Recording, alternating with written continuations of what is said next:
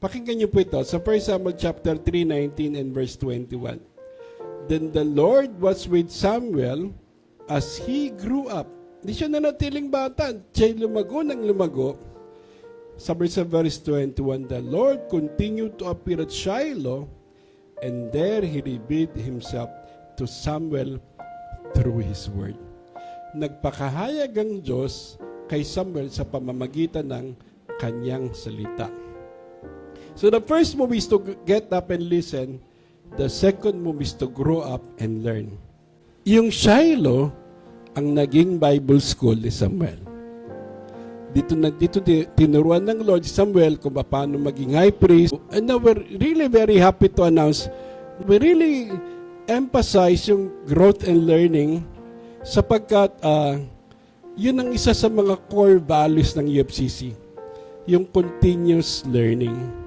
Sa mga pastor naman, meron din tayong kasalukuyan na 5 na nagmamasteral. 4 na nakagraduate na nito nakaraan. Hopefully, patuloy na patuloy lahat yung mga pastor natin patuloy sa pag-aaral. Umatin sa ating mga Shiloh.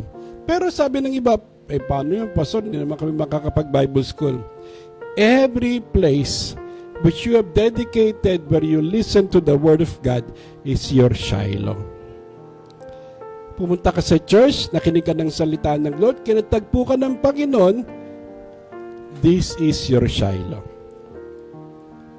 Madaling araw, bumangon ka, nag-pray ka, nag-quiet time ka, nag-devotional time ka, that is your Shiloh. Every day, every time, everywhere, you meet God to study His Word, that is your Shiloh. Sapagkat pwede kang katagpuin ng Lord, pwede sa church, pwede sa bahay, pwede sa bus, pwede sa school, pwede sa office, everywhere. Because God is an omnipresent, omniscient God.